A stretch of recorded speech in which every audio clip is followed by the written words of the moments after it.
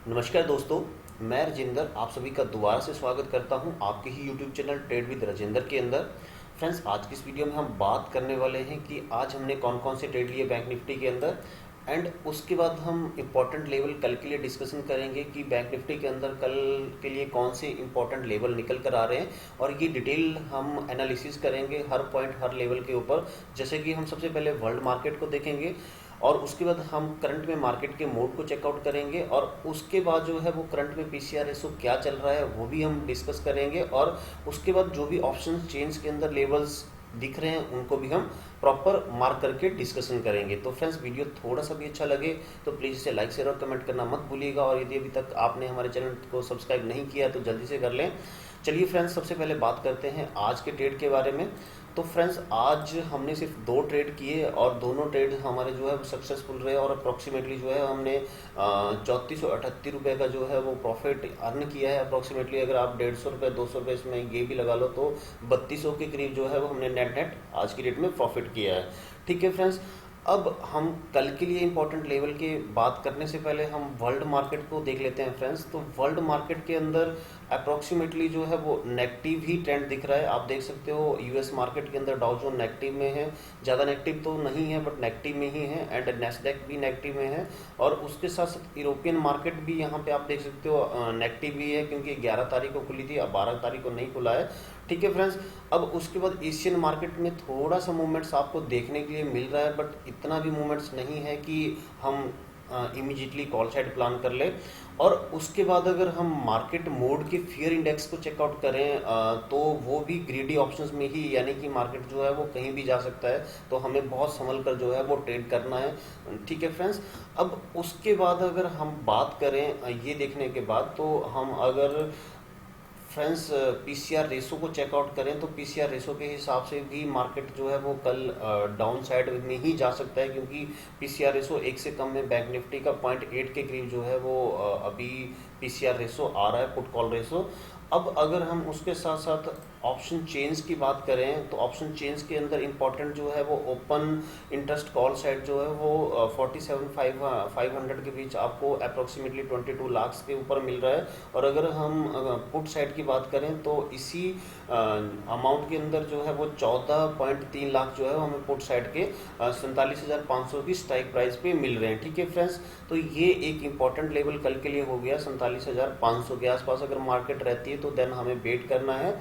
And उसके बाद अगर हम पुट साइड की बात करें तो 47,000 का एक और इम्पोर्टेंट लेवल जो है वो मार्केट के लिए हो सकता है, क्योंकि यहाँ पे ओपन इंटरेस्ट जो है वो अप्रोक्सीमेटली 15 लाख के करीब है। और अगर हम दूसरा लेवल अगर कॉल साइड में लेके जाएं तो देन 48,000 का एक जो है वो इम्पोर्टेंट लेवल आपको यहाँ पे देखने को मिल रहा है, क्योंकि यहाँ पे ओपन इंटरेस्ट जो है वो 17 लाख के करीब है। ठीक है फ्रेंड्स, तो ये कल के लिए लेवल आपके लिए हो गए सबसे इम्पोर्टेंट लेवल 47,500 का। 47,500 से ऊपर अगर मार्केट जाती है तो देन आपको 48,000 तक जो है वो आप चेकआउट कर सकते हो।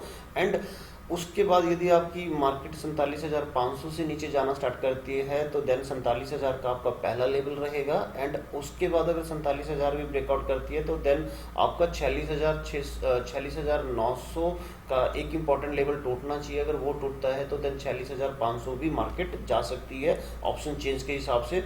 ये ऑप्शन चेंज हमने सेंसिबल से चेकआउट किया। अब हम सेम ऑप्शन चेंज को अगर हम एनएससी की वेबसाइट में देखें तो वहाँ पे भी आपको इंपॉर्टेंट लेवल जो है वो यहाँ पे कुछ इस तरीके से रिफ्लेक्ट हो जाएंगे। देख सकते हो फ्रेंड्स, 47,500 के ऊपर जो है वो ओपन इंटरेस्ट, एंड उसके बाद जो सबसे ज़्यादा ओपन इंटरेस्ट आपको मिलेगा वो 48,000 के पास मिलेगा।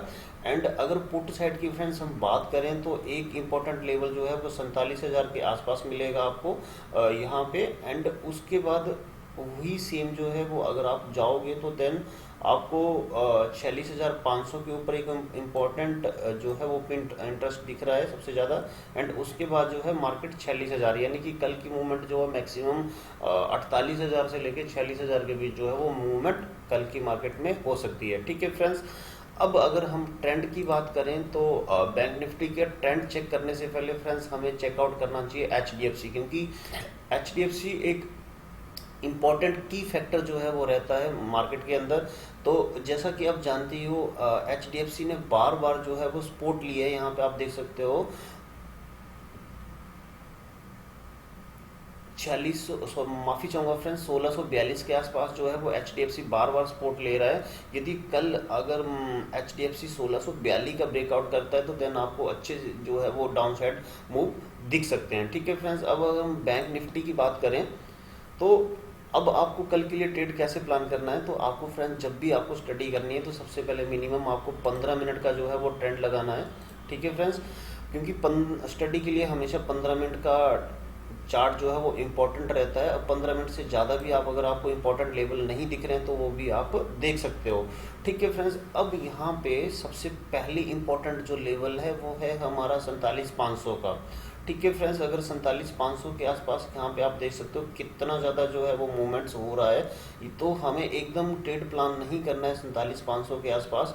हमें अगर मार्केट यहाँ पे गैप अप ओपन होती है और यहाँ पे थोड़ा सा टाइम फ्रेंड स्पेंड करती है तो हमारा जो फर्स्ट टारगेट जो है वो यहाँ से रिटेस्ट करके जैसे ही मार्केट निकलती है, जैसे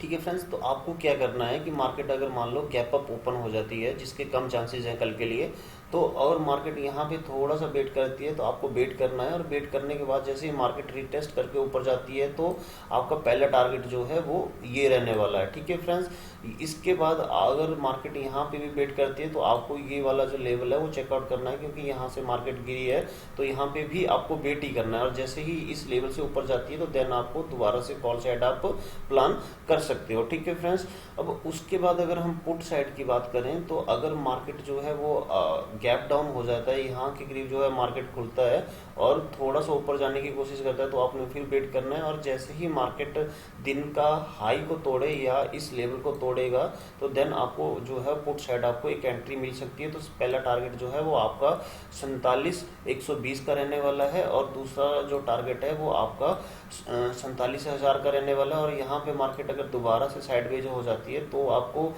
थोड़ा सा वेट करना है। और जैसे ही ये लेवल ब्रेकआउट करता है तो अगला टारगेट आपका जो है वो 46,900 का हो सकता है एंड उसके बाद अगला टारगेट जो है वो आपका 46,780 का मिलेगा। ठीक है फ्रेंड्स, ये करने इस तरीके से जो है वो आपको डाउन साइड के लेवल, इंपॉर्टेंट लेवल जो है वो निकल कर आ सकते हैं। और फ्रेंड्स मैं आपको सिर्फ और सिर्फ यही चीज़ बताना चाहूँगा कि कल शुक्रवार है और लास्ट से हम चेकआउट करें तो हर शुक्रवार के दिन जो है वो हमें अच्छा मूवमेंट मिला है मार्केट के अंदर।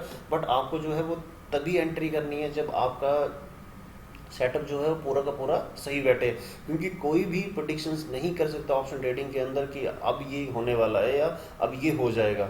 ठीक है फ्रेंड्स, जो भी लोग आपको 100% एक्यूरेसीज के साथ बोलते हैं वो दैट इज़ वो फ्रॉड है टोटली की टोटली। वो आपका पूरा का पूरा टाइम भी वेस्ट कर रहे हैं और आपका पूरा का पूरा जो हार्ड मनी है वो भी वेस्ट कर रहे हैं। आप ऑप्शन ट्रेडिंग में उतना ही पैसा लगाएं जो पैसा जो है यदि चला भी जाए तो उसका गम आपको ना हो, क्योंकि फ्रेंड्स होता क्या है कि हमारे पास जो भी हमने पैसा इकट्ठा किया होता है वो पैसा एकदम चला जाता है तो उसके बाद हमारी जो साइकोलॉजी होती है ना वो गड़बड़ा जाती है और हम ऐसे एक्शंस प्लान कर लेते हैं जो कि हमारा पूरा का पूरा पैसा डुबा सकते हैं। तो हम किसी को भी सजेस्ट नहीं करते हैं कि आप ट्रेड हमारे जो भी हमने सजेस्ट किया है उसके ऊपर कोई भी ट्रेड लें। हम सिर्फ और सिर्फ एक स्टडी पर्पज के लिए ही ये डाटा शेयर कर रहे हैं, एनालिसिस कर रहे हैं। ठीक है फ्रेंड्स, और मैं आपको ये बताना चाहूँगा कि RSP लेटेस्ट इन्फो की तरफ से जितना भी नॉलेज हमारे पास होगा, लेटेस्ट इन्फो और राजेंद्र ट्रेडर की तरफ से जो भी जितना भी हमारे पास नॉलेज है वो नॉलेज हम आप तक पहुंचाएंगे फ्री ऑफ कॉस्ट, ताकि हर लोग जो है वो घर बैठे पैसा कमा सकें। इसके लिए फ्रेंड्स आपको मेहनत करनी होगी, स्टेप टू स्टेप वाइज जो है वो आपको आगे बढ़ना होगा। और कभी भी ऐसा नहीं होना चाहिए कि अगर आपके पास 1 लाख रुपए है तो आप 1 लाख ही स्टॉक मार्केट में लगा लें। आपको हमेशा 10 से 15 हज़ार से ज़्यादा पैसा नहीं लगाना चाहिए स्टार्टिंग में, और स्टार्टिंग के 2 से 3 मंथ आपको सिर्फ और सिर्फ 1 या 2 ट्रेड ही लेने चाहिए। उसके ज़्यादा आपको ट्रेडिंग नहीं करनी चाहिए, क्योंकि होता क्या है बंदे 50 से 60 ट्रेड कर लेते हैं और एंड में क्या होता है कि उनका ब्रोकरेज ही 2-2.5 हज़ार रुपये अगर ऊपर से लॉस होगा तो वो अलग बात है। तो आपको ये प्लान करना है कि मेरा मैक्सिमम लॉस अगर 2,000 रुपये है तो हमें 2,000 से ऊपर जैसे ही लॉस होता है इमीडिएट मार्केट को बंद कर देना, चाहे जो मर्जी हो, उसके बाद चाहे मार्केट 1000 पॉइंट ही क्यों ना बढ़ जाए। ठीक है, वो आपके रूल होने चाहिए, क्योंकि मार्केट एक दिन बढ़ता है 4 दिन गिरता है, तो मतलब आपको 4 दिन लॉस झेलना है और एक दिन आपको प्रॉफिट झेलना है। और जिस दिन आपको प्रॉफिट होने वाला होगा, अगर आपके पास पैसा ही नहीं होगा तो आप कैसे ट्रेड करोगे। तो आपको ये चीज़ें जो है वो मैं अपने आने वाली वीडियो में डिस्कस करूंगा। तो फ्रेंड्स, मिलते हैं नेक्स्ट वीडियो नेक्स्ट नॉलेज के साथ। तब तक के लिए गुड बाय, जय हिंद, जय भारत। और यदि वीडियो थोड़ा सा भी अच्छा लगा होगा तो प्लीज़ इसे लाइक शेयर और कमेंट करना मत भूलिएगा।